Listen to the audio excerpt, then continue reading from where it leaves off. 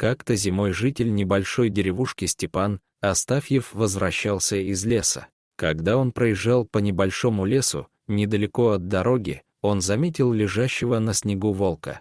Зверь лежал, свернувшись калачиком, и не шевелился. Степан остановил коня, взял в руки ружье и, не спуская глаз с хищника, осторожно приблизился к нему. А в то время в округе водилось много волков. И были случаи, когда зимой волки делали набеги на их деревню. Частенько утаскивали деревенских собак, нападали на домашнюю скотину. Так что отношение деревенских жителей к этим хищникам было довольно негативное. Часто на них устраивали облавы и отстреливали. И постоянно шла война между этими серыми разбойниками и людьми. А это была волчица. Степан осторожно потрогал зверя, но он не подавал никаких признаков жизни. Видимо, кто-то из охотников подстрелил волчицу, но ей удалось уйти от погони. Но вскоре силы покинули ее, она упала на снег и больше уже не встала. Степан осторожно взял волчицу, положил в сани и прикрыл ее от лишних глаз. Не пропадать же добру, а в хозяйстве все пригодится.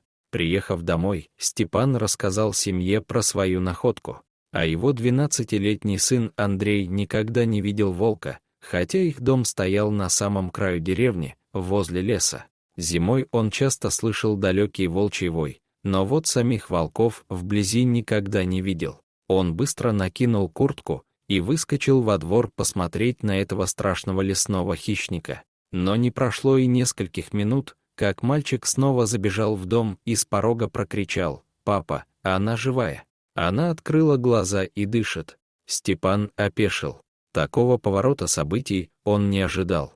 «Как живая? Ты не ошибся, сынок?» «Нет, папа, не ошибся. Ты сам иди посмотри». Степан быстро оделся и, еще не веря в услышанное, быстро вышел вслед за сыном. Такого не может быть. Когда он брал волчицу на руки, она была мертва. Он не мог ошибиться.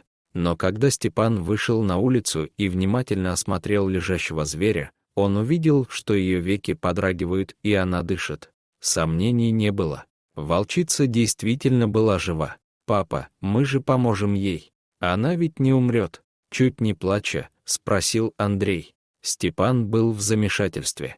Он немного подумал, посмотрел на сына и сказал: «Не переживай, Андрюха, раз такое дело, значит, судьба ее к нам привела, дадим ей шанс. На все воля Божья. И еще, сынок, никому не говори, что мы волка приютили. Ты ведь знаешь, как у нас к этому зверю относятся. Если люди узнают, то у нас неприятности будут. А теперь беги, печь затопи в нашем старом сарае. Там ей самое место будет». Так раненая волчица приобрела себе новый дом. Первые дни волчица лежала, закрыв глаза, и ничего не ела. Кусочки мяса, которые приносил ей Андрюшка, так и лежали нетронутые. Только иногда она лакала воду и вновь закрывала глаза. Андрюшка сильно переживал за свою питомицу. Боялся, что она совсем ослабнет и погибнет. Но вскоре природа взяла свое.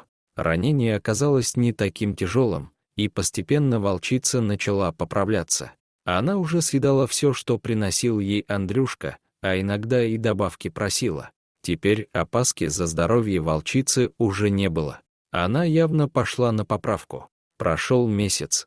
Волчица уже могла вставать на ноги. А помня наказ своего отца, Андрюшка никому не рассказывал про нее и выпускал свою питомицу погулять во двор только поздним вечером, чтобы ее случайно не увидели. Шло время. Незаметно наступила весна. Волчица уже полностью выздоровела и набралась сил. Теперь она свободно бегала по двору до самого утра, но в лес не убегала, как будто понимала, что ей не выжить без помощи человека. Но была у нее еще одна причина, о которой они узнали чуть позже. Их ждал еще один сюрприз. Оказалось, что их волчица ждет потомства. Такого уже никто не ожидал. Прошло еще немного времени, и у нее родились маленькие волчата.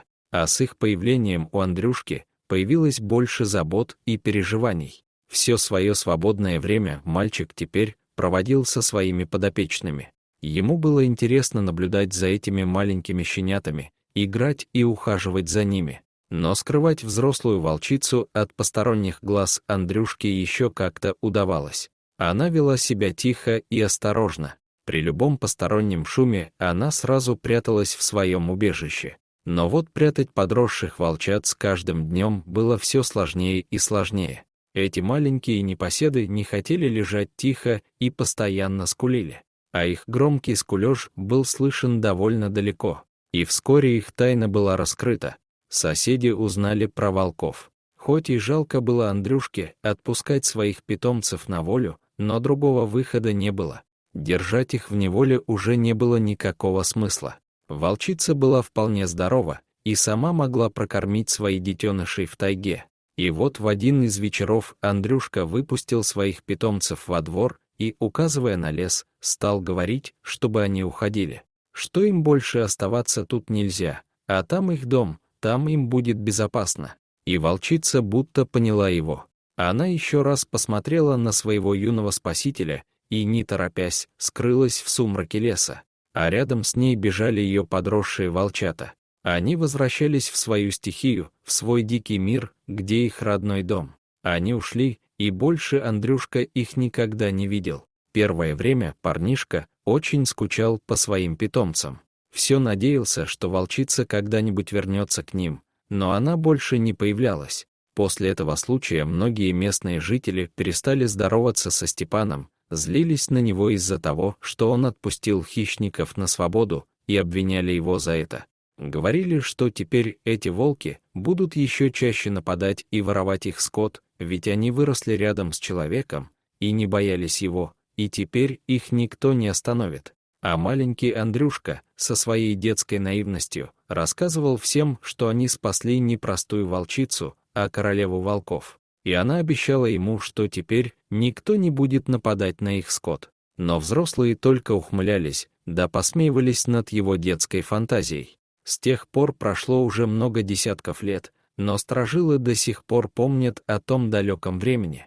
Было это совпадение или по какой другой причине, но нападения волков на их деревню после того случая действительно полностью прекратились, как будто кто-то приказал им обходить эту деревню стороной и не нападать. Хотя хищников в округе не стало меньше, но случаев нападений на домашнюю скотину в этой деревне с тех пор ни разу не было. Многие пытались объяснить, почему так происходит, но так это никому и не удалось. Загадка так и осталась без ответа. Вот такой интересный случай произошел с деревенским парнишкой Андрюшкой и волчицей. Дорогие зрители, если вам понравилось это видео, то ставьте лайк и подписывайтесь на наш канал. До свидания.